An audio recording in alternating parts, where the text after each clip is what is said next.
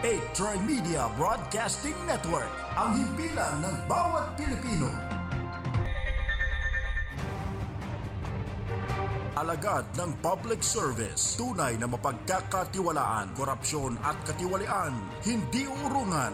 Katapat at Karancho, mga tunay na tagapagtaguyod ng katarungan. Ang inyong katapat, Mayor Fred Lim, at inyong Karancho, Miguel Hill. Katapat at Karancho, samahan sina Mayor Fred Lim at Miguel Hill alas 10 hanggang alas 11 ng umaga, Lunes hanggang Biyernes. Katapat at Karancho dito sa DZRJ 810, hatid sa inyo ng 8 Tri-Media Broadcasting Network. Alagad ng public service, tunay na mapagkakatiwalaan, korupsyon at katiwalian, hindi uurungan. Katapat at Karancho, mga tunay na tagapagtaguyod ng katarungan. Narito ang inyong katapat, Mayor Fred Lim, kasama ang ating Karancho, Miguel Hill. Katapat at Karancho.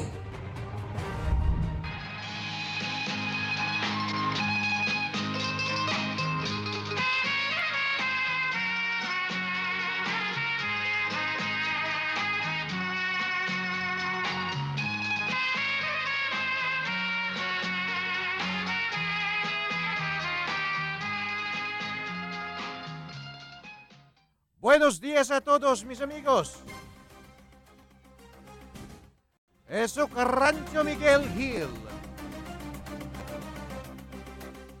Ngayon po'y araw ng Huwebes, November 5, 2015.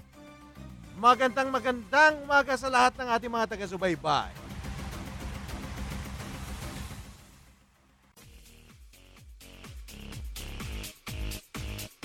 Ayan. Mas maganda ating music ngayon. Anyway, hindi po natin makakapili ngayong umagang ito ang ating katapat at ang ating alkalde ng Himpapawid. Walang iba kundi si Mayor Fred Lim. At alam nyo naman, busy po ang aking partner dito sa ating programa. At naimbitahan na naman sa kung saan pagpupulong. Pero ipinangako niya bukas, magkakasama-sama tayo muli. Makakapiling natin siya muli. Pero marami pa rin tayong mapag-uusapan ngayong umagang ito. At meron din naman tayong mga panauhin mamaya. At titiyakin natin na ang ating balitaktakan ngayong umagang ito ay kapupulutan nyo ng makabuluhang mga impormasyon at aral. Anyway, para naman sa mga nais tumawag, di kaya magbigay ng reaksyon sa ating mga pag-uusapan o di kaya magsumbong kung meron kayong mga may mga nasasaksihan kayong hindi magagandang nangyayari sa inyong pamayanan, sa inyong barangay. Ang ating text line ay 0977-342-1644. Inulit ko po, 0977-342-1644. At meron din po tayong hotline, yan naman ay 412-0288. 412-0288.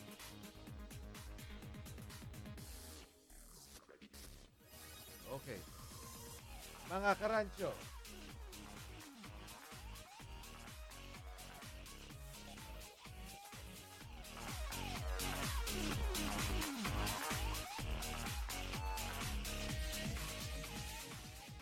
painit ng painit ang kontrobersiya sa Ninoy Aquino International Airport, mga Karancho. At hanggang sa ngayon ay nagmamatigas pa rin. Hindi pa rin bumibitiw sa pwesto si Manila International Airport Authority General Manager Jose Angel Honrado. Naku po, palagay ko naman ay napapanahon na para mag-bow out si GM Honrado sa kanyang pwesto. Parang ang nangyayari tuloy medyo pakapalan ng muka kapag patuloy pa siyang magmamatigas at mananatili sa kanyang pwesto. Hindi naman siguro siya talaga ang may sala dito sa nangyayaring tanimbala sa ating mga airport. Pero command responsibility po yan. At nakita natin, malinaw na. At mismo pati National Bureau of Investigation na siyang nagsasagawa ng investigasyon dito sa tanimbala o laglag bala syndicate na kumikilos ngayon sa loob ng ating airport, pangunahing airport pa man din, napapatotohanan na po at lumilinaw ng unti-unting lumilinaw at halos nakasisiguro na tayo na talagang merong sindikatong kumikilos dyan na ang pinaka-modus nila ay mag-plant ng mga kontrabando. Itong mga bala na nga sa mga nakikita nila mga biktima o target nila. Yung mga sa tingin nila, pwede nilang ma-extort, umahut-hutan ng pera. At karamihan dyan, mga karancho, hindi yung mga taong sa tingin nila o pakiramdam nila, merong yung, kumbaga, may puwersa, pwede silang bigyan ng kati, pwede lumaban sa kanila sa korte. Kung di yung mga sa tingin nila, medyo kayang-kaya nilang takutin. Ito na nga yung mga matatanda o di kaya mga overseas Filipino workers. Pero wala na pong punto na parang hindi na logical. Ika nga, wala nang logic dito sa sinasabing meron pang nagbibitbit ng bala. Sino ba naman ang napakatanga naman at putok na yung balita na natatamnan ng bala dyan sa airport? Meron pa bang magdadala ng ganyan mga kontrabando sa kanilang mga bagahe? Alam po natin, mga karancho, marami sa ating mga overseas Filipino workers para makapag-abroad, halos isang lanan yan yung kanilang mga 1 hektaryan lupain sa probinsya o di kaya yung kanilang mga kalabaw. Sa tingin nyo, itong mga taong ito, ganun ka gago, ganun ka bobo at makikipagsapalaran pa o yung i-risk pa nila yung kanilang pinuhunan para makapag-abroad para magdala ng isang bala. Hindi ba medyo parang parang hindi naman loko-loko siguro yung ating mga OFWs. Pero nabasa ko lang po ito sa pahayagan ng isang araw na nagmamatigas ito si GM Honrado at sinabi niya, he will not back down from a fight. Ito kasi si General Honrado o si GM Honrado, retired Major General po yan sa Philippine Air Force. So siguro ganun ang turo sa kanya, ganun ang pagkakatrain sa kanya, magmatigas. Pero sir, ito po ang katotohanan. Wala na pong dapat ipaglaban. Dahil the fight has already been fought and lost. Talo na po. At the most honorable thing to do at this point is just to bow out. Kasi po kung inaasahan nyo na baka kung manalo yung binigyan ng basbas ng kasulukuyang administrasyon na si Mar Rojas, baka hindi pa kayo masibak dyan sa pwesto na yan. Pag nagpalit ng administrasyon, malabong-malabo na po ito. Huwag nyo nang antayin na kayo pa ay maging sacrificial lamb ng mga politiko. Iilan na lang buwan ang nalalabi sa termino ng kasalukuyang administrasyon. So, wag nyo na ipaglaban yan. Kasi ang international community ay nagmamasid din. Ang mga dayuhan nagmamasid din. Ang buong turismo, industrial turismo ng ating bansa ay nakasalalay dito. At yung mga dayuhan na tinitingnan yung mga pangyayari dito sa ating bansa, nag-aantay na merong konkretong aksyon, na merong mangyari, merong resulta, magbunga ng resulta itong ginagawang investigasyon. At hindi lang yung investigasyon ng pamahalaan. Pati yung tinatawag na public outcry, yung pressure na ibibigay ng publiko sa pamahalaan para matuldukan na itong modus na ito. Hindi po ba? So napakaganda pag makikita nila at least yung pinuno ng MIA kusang loob na nag-bow out na. Bumitiw na sa tungkulin. Para maiwasan lang yung kahihiyan para sa buong bansa. Sa buong pamahalaan. Hindi lang pamahalaan ang nagmumukhang kawawa dyan, mga karancho. Tayong lahat na Pilipino, mukha tayong mga busabos lahat. Nagmumukha tayong lahat busabos dahil sa modus na ito. Yung bang, sino pang lukulukong turista ang pupunta dito sa ating bansa? Kung merong nandiyan naman yung Thailand, nandiyan naman yung Vietnam, yung Cambodia, bukas na para sa turismo. Sino pa magsusugal pumunta sa Pilipinas kung parang kung parang Russian roulette. Ang nangyayari dito, baka matamnan ka ng bala o baka naman hindi. Di po ba? So ang pinapatay niya mga hayop na yan sa NAIA, ang kanilang pinahihirapan ay hindi lang yung isa o dalawa o tatlo. Pero daan-daan na pa lang mga OFWs o matatanda o mga turista na kanilang nabibiktima. Kung hindi ang kanilang inilalagay sa alanganin ay buong industriya ng turismo ng ating bansa na daan-daan libo ang umaasa. Hindi lamang kasi yung mga tourism industry workers ang umaasa dyan, kung hindi pati na yung kanilang mga pamilya. Siyempre, mga breadwinner yan eh. So, ayan po ang sa wikang Ingles, yan ang at stake dito sa pangyayaring ito. At ang hindi lamang ang sambayanan, kundi ang international community ay humihiling, nag-aantay para sa positibong resulta. At ang unang resulta na dyan, nakatanggap-tanggap, ay ang pagbaba sa pwesto, better kung kusang loob, ni GM Honrado. Narinig, palagay ko, nanonood din kayo ng telebisyon, sinikap ma-interview, makapanayam ng mga reporters ito nung isang araw. Parang suplado pa. Alam mo, itong si GM Honrado, marami na rin ako nakausap tungkol dito sa taong ito. Bago pa man, pumutok itong issue na ito. At parang wala akong positibong naririnig tungkol sa kanyang pag-uugali. Ngayon, hindi na pwede yung pasupla-suplado o yung pagmamatigas. Hindi pwedeng kunin lang sa pagiging yung binabarako mo lahat ng tao, lahat ng mga empleyado sa ilalim mo o pakikita mo siga ka dahil retired general ka. Hindi po uubra yan.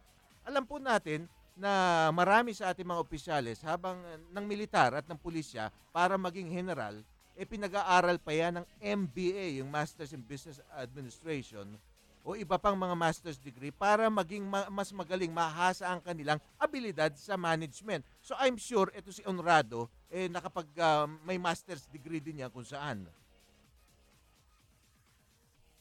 Pero, malinaw na malinaw, dito sa kasong ito, nakulang ang management dito sa MIAA. He was hired to become a professional manager, hindi para mag-aastang sundalo doon. Dahil hindi military organization yan. Kahit na marami mga uniformado dyan, mga police, yung airport security, mismanaged ang airport. Hindi natin sinasabi na may kinalaman si Honrado dito sa Tanimbala.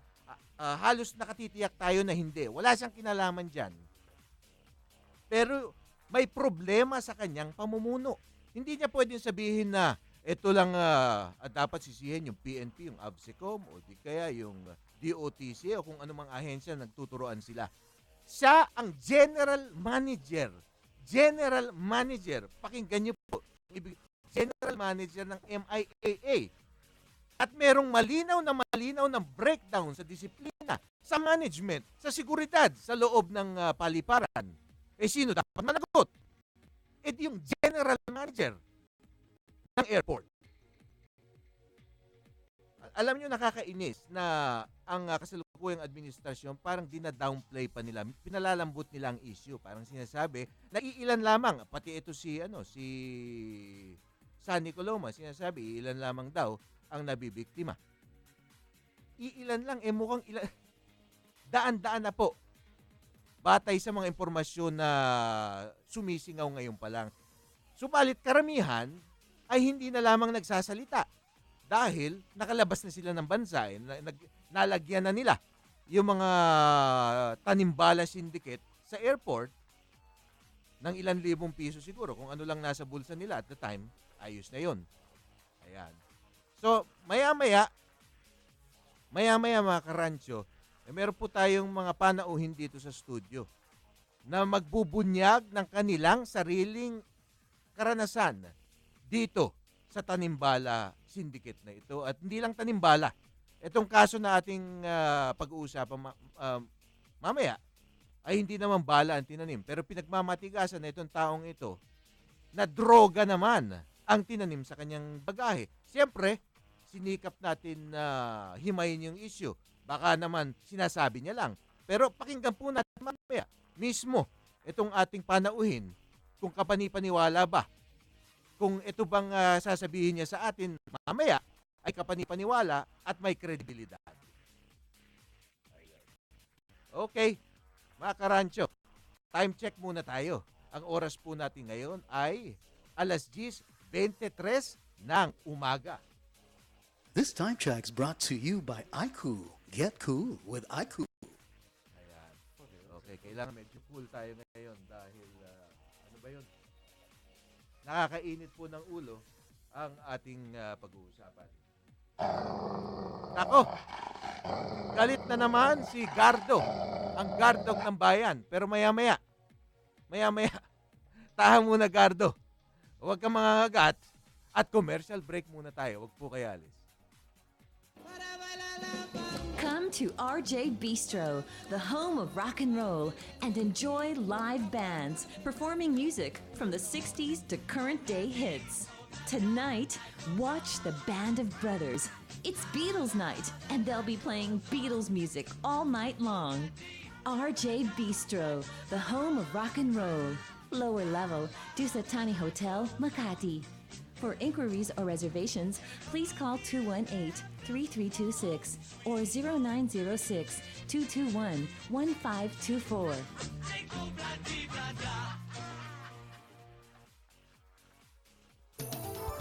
Ang bahaging ito ay hatid sa inyo ng Mojo Sandals. Mojo Sandals, gawa sa Pilipinas. Sa mga nais maging distributor, tumawag sa numero 871-875 o kumunay sa kanilang Facebook, Mojo Sandals. Nagbabalik po tayo. At ito na nga yung ito na po yung dahilan kung bakit itong ating Gardo ng bayan. Ito na naman si Gardo. Gardo, sit!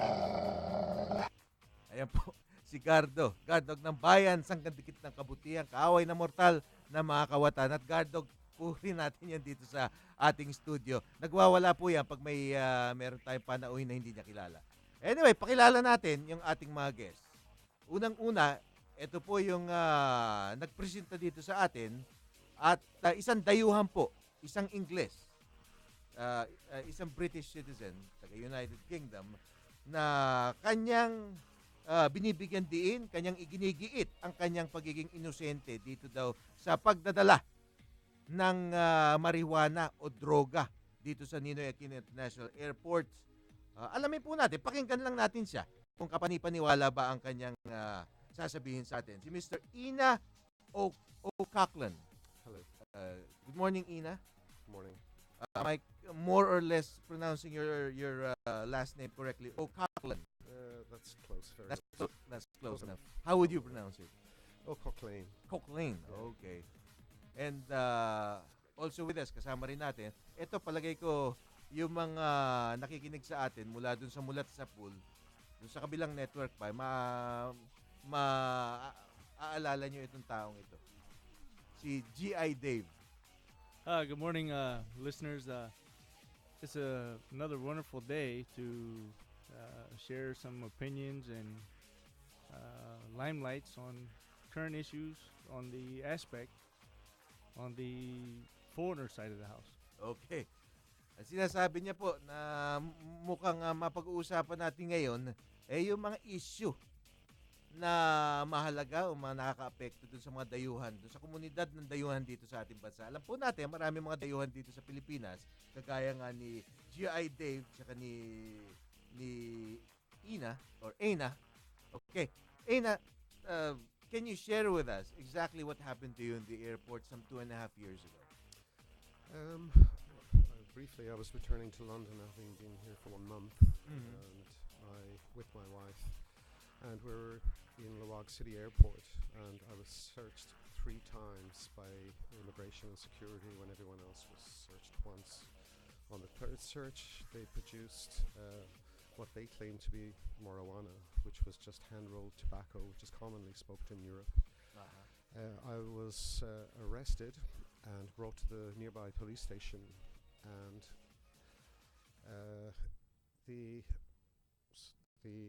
so-called sticks had been switched and had radically altered in appearance and content, and It had now become marijuana. So basically you brought in, or you were smoking hand-rolled tobacco, Yes. like the cowboys use, you know. Yes, like the More- cowboys use. more or less. It's not well known here in the Philippines, but it's very common in Europe. Well, if you came from Ilocos, they pretty much do that a lot. They That's produce tobacco it. country, Yes. and yes. they pretty much roll their own cigarettes or I've seen my cigars. Lola. I've seen my Lola smoke Ah. many a cigar with her. Okay, and what you're saying is that your hand-rolled cigarettes or cigars were swapped for real marijuana, Correct. and you maintain this. And I've maintained it throughout. Uh-huh. Okay, so what's your status now? I mean, My status is I have been detained in the country. My passport has been taken off me, and I am not free to leave the country, obviously. but you're free And to walk my- around, so you're on bail, out I'm on free bail. to walk around, but it's difficult to travel in the Philippines when you've got no identity papers. Mhm. Um, the case is currently in the appeals court and has been there, I think, for approximately 1 year and 4 months. I have So had- 2.5 years, and the case is still open. No Yes. final decision has been rendered, and essentially you're free to walk around, but not quite free to go home. absolutely not free to go home. I have bail also held. It's I think 250,000 peso, and I'm definitely not free to go home. Okay. Now, the reason why you came to our studio, because you heard about the so-called tanimbala or laglagbala modus that's taking place at the airport, That's correct. apparently being masterminded or being done by either airport officials or perhaps maybe airport rank and file employees. We don't know how far up it goes, but it seems rather obvious that this is a well organized, systematized, and this thing is being done by more than one or two guys at the airport. Oh, absolutely. It takes more than one. It takes at least 3 to 4 people to collude. And what you're saying is that before they didn't listen to you, they just dismissed you as just another foreign junkie. Yes, But now, apparently, what you were saying all along, I, that something was going on in the airport. that's correct. And I'm far, Okay. I'm far from. They couldn't possibly have mistaken me for a junkie. I'm an intensive care nurse in practice for over 27 years. So you're a nurse. I handle Oh. narcotics every day of my working career, and there was never any question as to my practice or use of drugs. You're So all over the world. You've practiced I've, your I've been to profession. 28 different countries. I've practiced in the United States, Iraq, Saudi Arabia, Egypt, Turkey, Okay. England. Take us through this, Aina. Mhm. How was the planting of evidence or drugs done, step by Um, step? Because I was the planting was pretty easily done. They distracted me. One officer distracted me. One officer, police a officer, police officer. airport police. Okay. Yes, and they took cigarette papers out of my luggage Mhm. and re-rolled my tobacco with their marijuana, and they. So the paper was yours. Yeah, and what was odd was one was made in Filipino style, a very skinny type, and the other one was made in the sort of American European style, the fat type. You call them sticks here, we call them joints. So there were of two completely different styles, and I've maintained all along that my DNA is not on the sticks. Yet despite Philippine law stating that during the case, any attorney could have asked to have DNA testing done. Okay, it's fairly easy to plant evidence if you Very. got Simple. a guy with quick fingers. All Uh, right, but what sort of makes this a very serious allegation? And you're making an allegation against Absolutely. airport employees or cops. I'm unambiguous about that, absolutely. Yes, is that they actually try to extort money from you. Yes. Now, tell us about that. The extortion of money, it came from two different directions.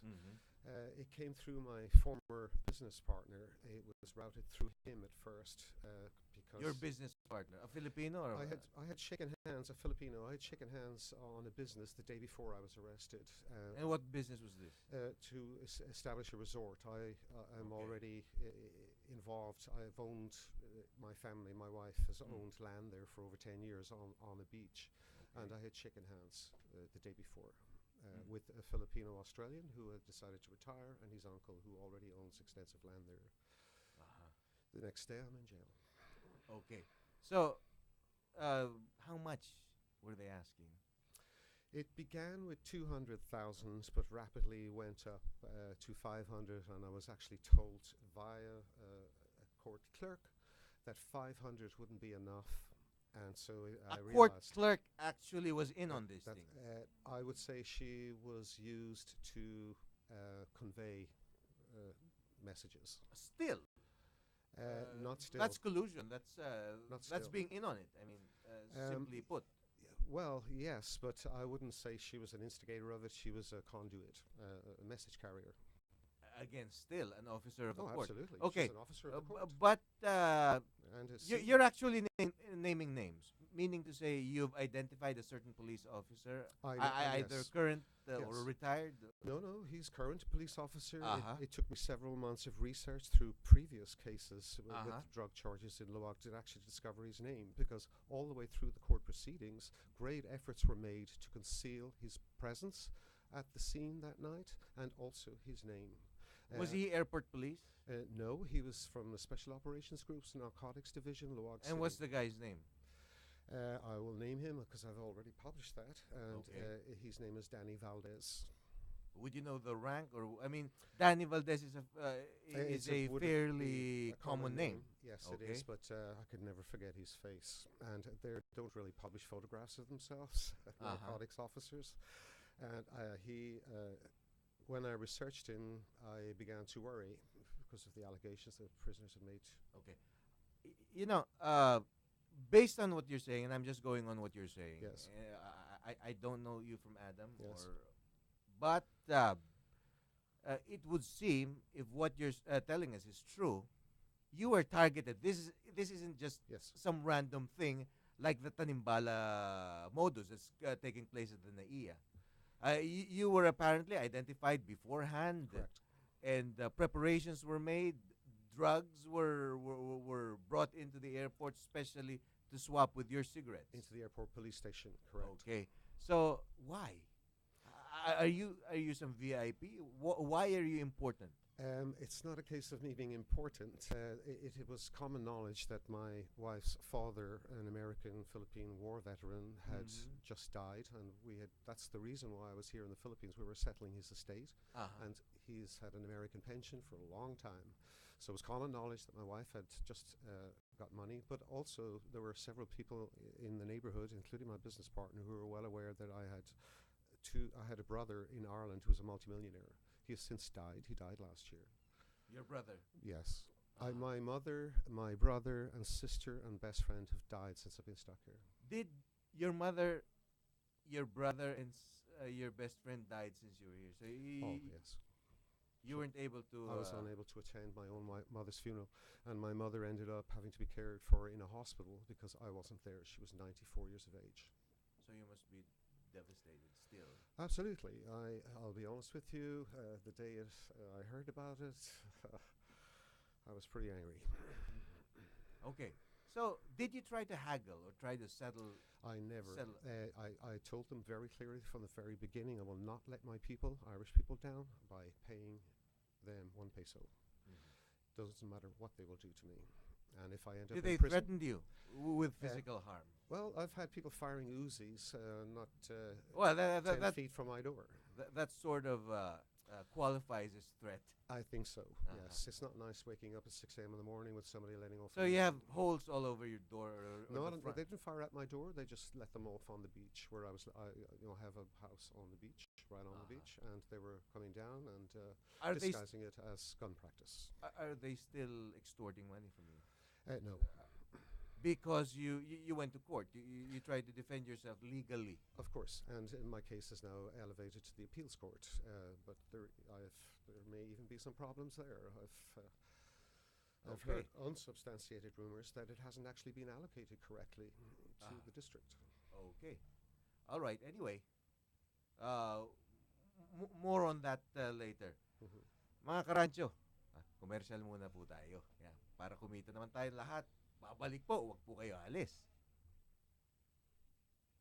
Ladies and gentlemen, ito na siguro ang pinakamabilis na radio commercial mula sa iBu Fluid Medical 400. May Rapid 400 formula, kaya kumpara sa isang mefenamic acid, mas rapid kumalat, mas rapid tumalab, mas maagang magpaginhawa ng matinding sakit. Lipat na sa Medical 400, the fastest medical for the worst pain. Ibuprofen is the generic name of Medical 400. If symptoms persist, consult your doctor. Okay mga karancho, para sa mga nais mag-react o kung meron kayong nais idagdag sa aming pinag-uusapan ni Mr. Ina o Cochran. Yes. Okay.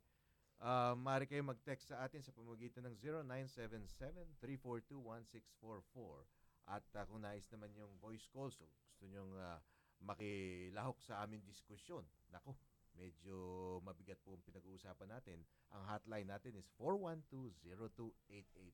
Mag-text po kayo o tumawag kayo. Welcome na welcome po kayo sa ating diskusyon. The more the merrier para habang mas magulo, mas marami po tayong na-expose na mga hindi magagandang pangyayari sa ating paligid. Okay. Anyway, ikaw ba'y nakikinig sa DZRJ 810 araw-araw? Pues, ito na lang ang isang pasasalamat namin sa inyo. Mag-text ng inyong greetings o mensahe sa 0917-798-8910. Huwag kalimutang ilagay ang inyong buong pangalan, address at magkaroon ng chance manalo ng isang brand new netbook Android tablet. Makinig at manalo mula sa himpilan ng bawat Pilipino. Handog sa inyo ng Tri-Media Broadcasting Network. Ayan po. Pwede kayong manalo ng netbook Android tablet. Mukhang mamahal. Nextbook pala. Sorry. Nextbook Android tablet. Nako. Hindi ko po alam yan dahil mukhang mamahalin Pero ibibigay namin sa inyo yan libre kung kayo'y magwawagi. Kaya ano pa inaantay nyo, mag-text po at huwag nyo kakalimutan yung buong pangalan nyo pati address para alam naman namin na kayo nga ay totoo. Back to you, Ina. Okay, so what's your status now? You've been in the country 2.5 years. 2.5 years. You I've have lost- temporary liberty by way of your Yes. by way of the bail, That's right. but still not quite free because you can't wait to go home. Absolutely. I've got a wife and daughter waiting for me back in London. I've been married to my Filipino wife for 21 years. And I have a daughter of 20 who's begun a successful musical career, which I've totally missed since I've been stuck here. Anyway, your case has been publicized abroad. Widely in Europe. So I guess the Filipino authorities and Filipino as a country in general is being portrayed very negatively here.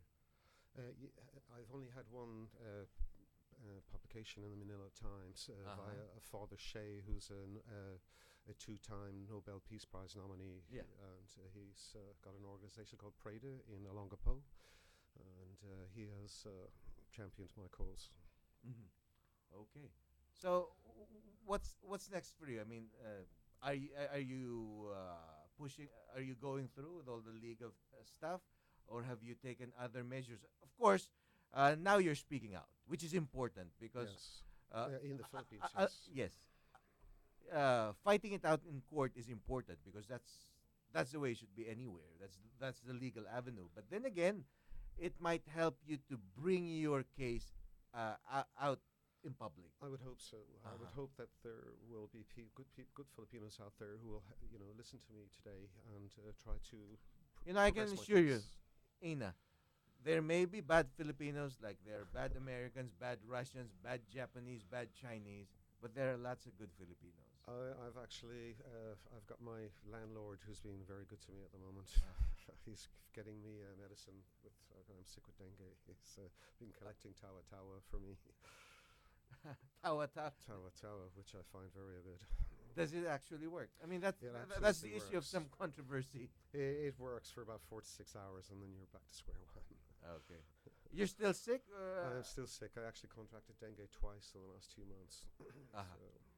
So, But have you seen a doctor? I mean, a real doctor? I think dengue is not so hard to diagnose. It took me a little while, but I diagnosed it myself once I realized. Because you are in the medical profession. Anyway, basahin po natin ang text ng ating isa sa ating mga loyal listeners, si Donald Aquino ng Santa Maria, Tondo, Manila. Magandang umaga sa iyo, Donald. Sabi ni Donald, magandang umaga sa iyo, Ka Miguel, at kay Mayor Fred Lim. Tunay na patuloy na nilalamon ng maling sistema itong lipunan ito.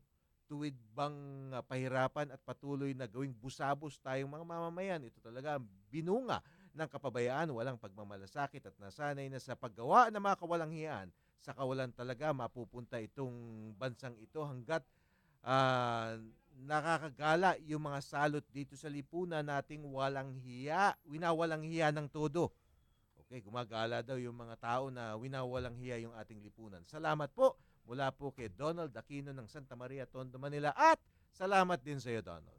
Anyway, meron pa tayong isang text. Wala pong pangalan pero ang kanyang cellphone number ay nagtatapos sa 4009. At sabi naman nitong texter, good morning po sa inyo mga katapat.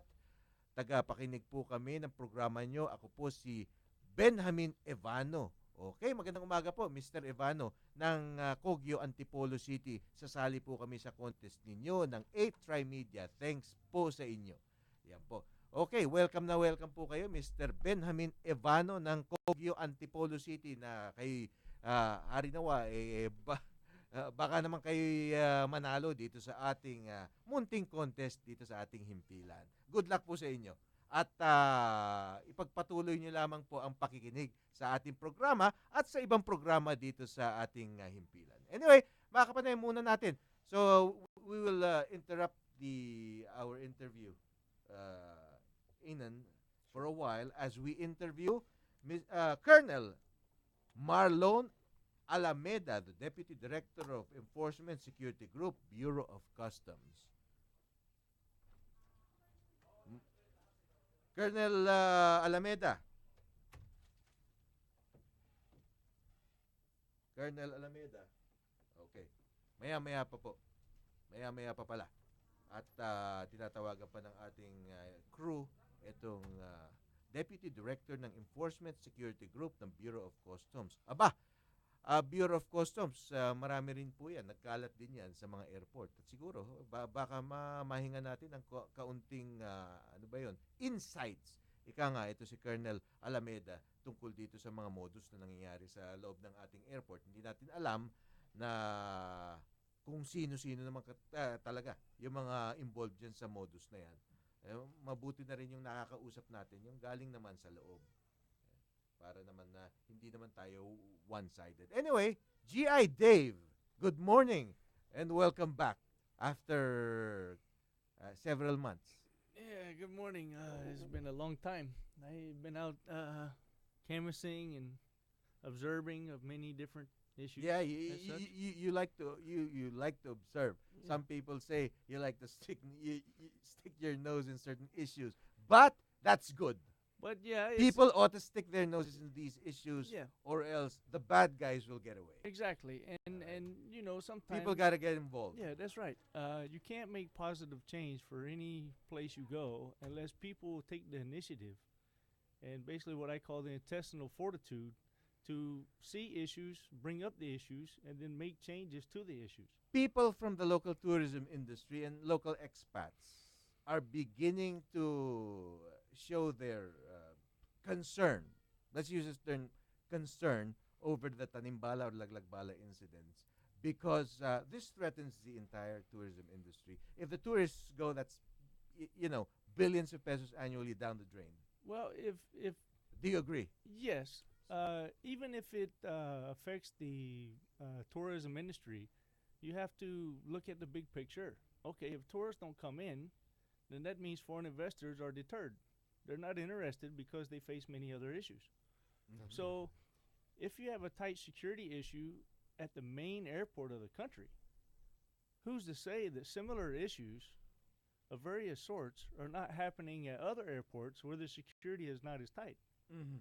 So that opens up the window, instead of very small crack in the window, to very wide open. So now you face many issues.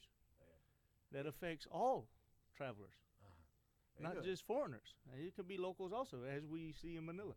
And it's really time to implement a lot of changes in the airport as it is time for our time check. Ang oras po natin ngayon ay alas 10:48 ng umaga. This time check is brought to you by IB Fluid Medical 400, the fastest medical for the worst pain.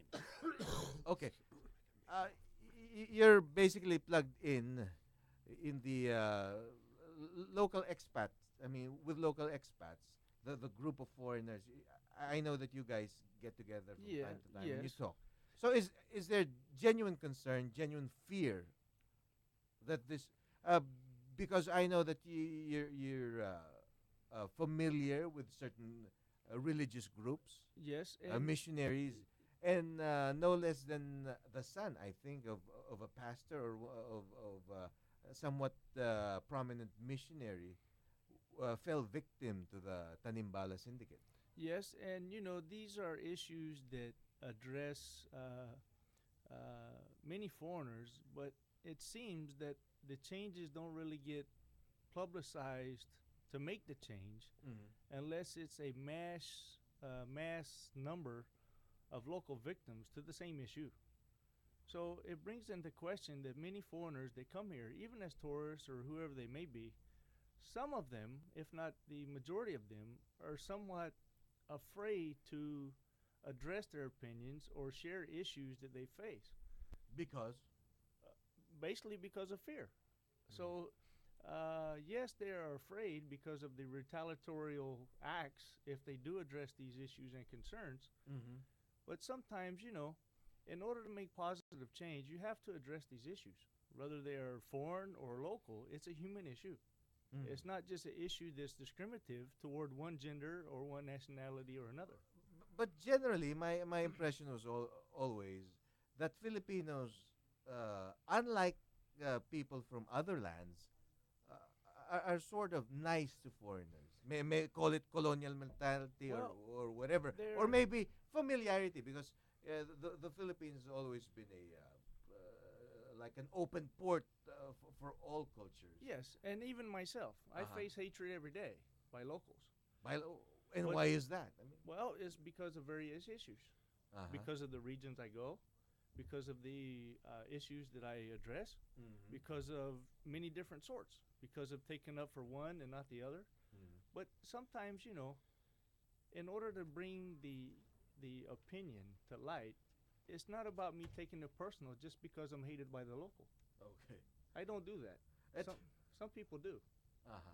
So, what would your advice be to other Well, to foreigners? my Be careful. well, or- it's not just per se be careful because you can't be careful. That's just Of course. reality. Everyone is always blindsided Yeah, by these yeah, things. I mean, right. You never expected this. I mean, I Uh, visited here, I think 8 or 10 times. and had no problems. you've had no problems, and all of a sudden you have this. Yes. These are just issues that I think that needs to take second looks in the management areas and different transportation areas where many foreigners and even locals transport themselves in and out of the country. Okay. Ngayon, pansamantala po nating puputulin yung ating interview dito sa mga mga kaibigan nating dayuhan at makakapanayam natin live sa linya ng telepono si Colonel Marlon Alameda, Deputy Director, Enforcement Security Group, Bureau of Customs. Colonel Alameda, magandang umaga at live na po kayo dito sa Katapat At Karancho. Okay, magandang umaga din po, sir. Okay. Colonel, meron ata kayong mga operasyon ngayon na pinatutupad sa ating mga daungan, no, na inyong tinutugis itong mga tinatawag na mga substandard na mga produkto, particular na yung mga Christmas lights na sinasabi nga ng Department of Trade and Industry, pinag-uugatan ng sunog dahil maninipis ang kawad at meron din kayong mga nakumpiskang mga peke. Meron bang peking sigarilyo? Opo, noong October 15 po, naglungsad po ng operation ng Bureau of Customs Enforcement Group. Opo. laban sa isang establishmento na nagbebenta ng counterfeit products tulad po ng Marlboro, Philip Morris, Winston at saka yung Mighty Cigarettes. Opo. Base po doon sa forensic laboratory analysis ng mga kumpanyang ito, lumalabas po na yung mga sigarilyo na yan, counterfeit po. Ayun. So, with this, nag-issue po ang District Collector ng Port of Manila Opo. para po makumpiska yung mga sigarilyo na yan. Ayun. So, ito ba, regular na, lagi ba kayo nakaka-intercept ng ganito mga kontrabando? O ito pa medyo marami? O dahil kasi papalapit na yung Pasko, no? So, in demand itong mga ganito mga produkto. Base po kasi sa aming mandato po, no? Kailangan po naka-alerto po kami sa mga ganitong uring modus importations, no? Yes. Lalo na yung mga labag sa Tariff and Customs Code of the Philippines, lalong-lalo na itong mga peking sigarilyo. So, kami din po ay tumatanggap ng mga intelligence information, galing din po sa mga dokumento. Ina-assess po namin lahat yan. And kung kami po ay positibo, kami po agad ma-action laban po dito.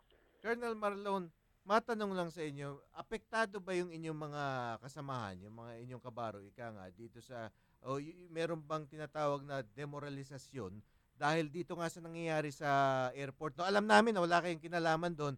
As a matter of fact, nasa daungan kayo, no? Nasa seaports kayo, hindi airport.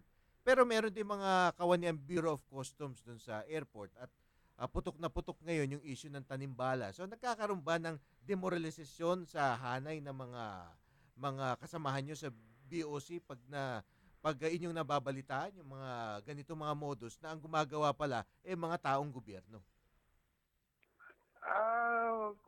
Kung sa ngayon po, no, ang BOC sa NAIA hindi naman po apektado doon sa nangyayari diyan sa airport ngayon, no. Kasi halos lahat po ang insidenteng nire-report ngayon sa dyaryo, sa radio, MTV. Ito po nanggagaling sa departure area. Ang Bureau of Customs po, although may tao din kami sa departure, pero nag-aantay lang po kami sa report na manggagaling sa operator ng ating mga X-ray doon, no? In other words, nakakumpul siguro o concentrated yung inyong mga tauhan sa arrival kasi sa arrival. Ayun. Tama po 'yon. Alam niyo, napakaganda yan.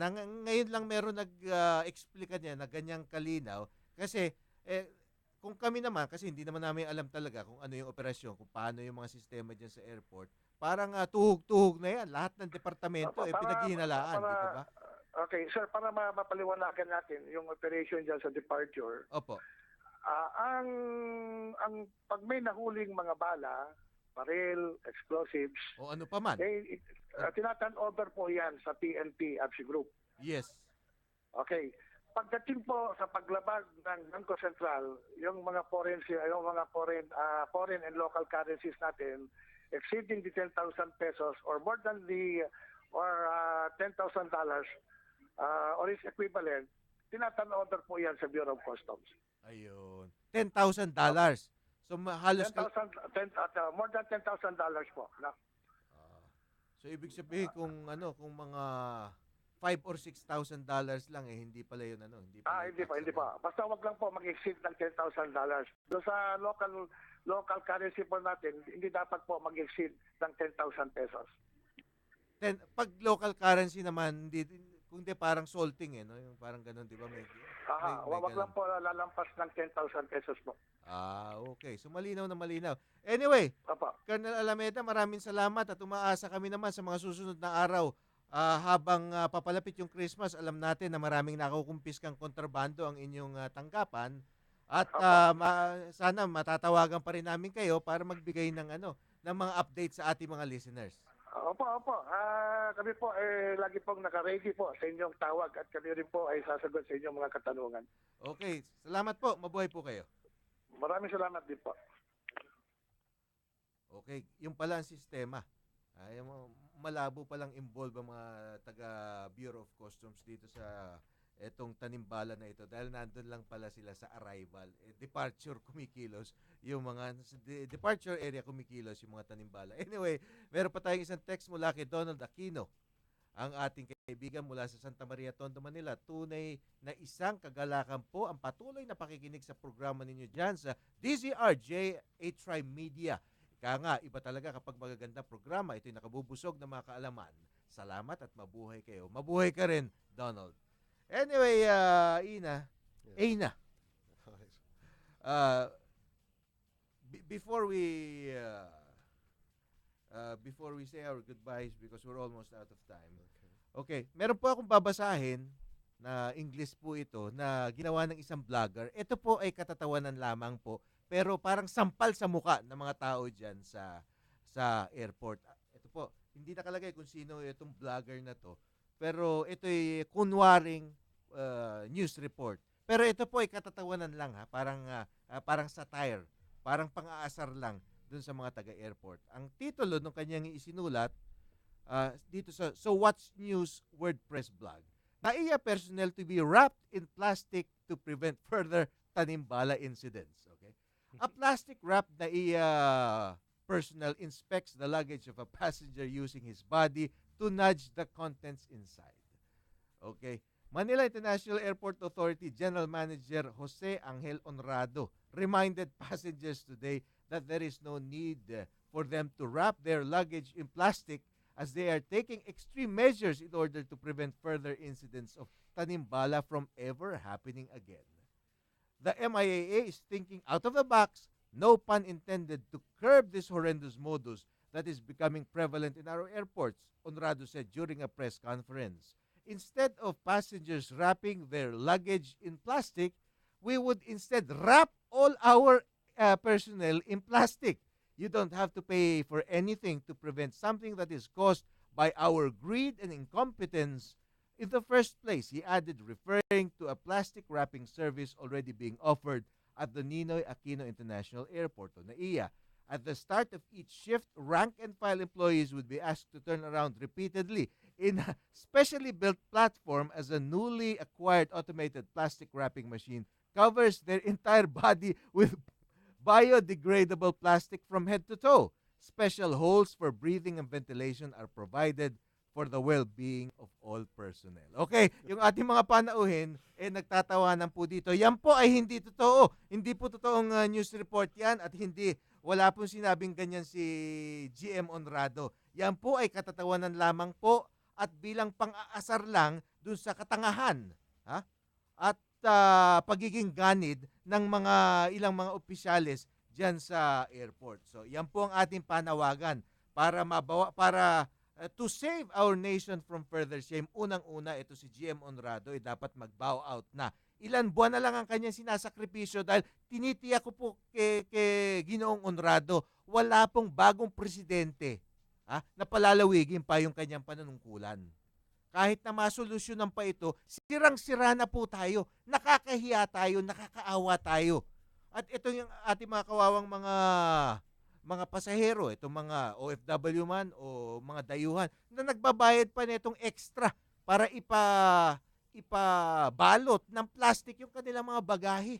Hindi po nakakatawa yan. Nakakahiya po yan. Nakakasulasok. Ayan po. So dapat magkaroon na ng pagbabago dyan, give chance to others, baka naman makapaglagay ng mga opisyalis dyan who are up to the task. Hindi natin sinasabi na may kinalaman dito yung kasalukuyang administrasyon ng airport, no? Yung sa taas. Malamang rank and file lang itong sindikato na ito. Yan sinasabi natin.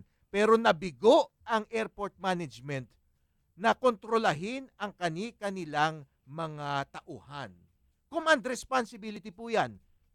Kung sa hapon yan, nagharakiri na yung opisyal niyan sa matinding kahihiyan. Huwag na po natin patagalin pa yan, wag na po tayo magmatigas. ano po tayo? Medyo dapat tama na po yung pagkapit sa kanilang mga posisyon. Hindi lamang po si Honrado, kundi yung mga top officials ng airport.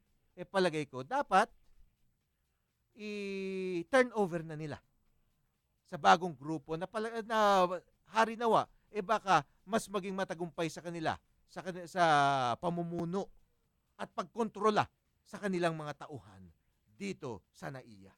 Okay. Ainan, Thank you. parting shots. Thank you for allowing me to speak. And that's it. Okay. I hope that my case will be progressed. Justice delayed is justice denied. All right. G.I. Dave, I think anything to add? sure. I think all similar cases should not settle for one opinion. If it creates mass numbers, a second opinion or second look at similar cases should be taken into consideration, especially when you're dealing with such serious issues. Some things within the law needs to be either amended or changed. These are issues that those in positions by the voted public should look at. Okay. And on that note, maraming salamat po sa inyong pakikinig. Hari nawa, naunawaan nyo ang aming pinag-usapan dito. At talaga naman ang aming sinisikap lang talagang maimbestigahan at kumbaga hinuhukay po natin kahit gaano kalalim itong mga misteryong na nangyayari ngayon sa ating paliparan, sa ating airport, para sa kapakanan hindi lamang ng ating mga OFWs, kundi para dun sa mga obrero ng lokal na industriya ng turismo. At ako naman po ang inyong Karancho, Miguel Hill. Maraming salamat po sa inyong patuloy na pagsubaybay. Alagad ng public service, tunay na mapagkakatiwalaan, korupsyon at katiwalian, hindi uurungan. Katapat at Karancho, mga tunay na tagapagtaguyod ng katarungan. Narito ang inyong katapat, Mayor Fred Lim, kasama ang ating Karancho, Miguel Hill. Katapat at Karancho. Ang bahaging ito ay inihatid sa inyo ng Mojo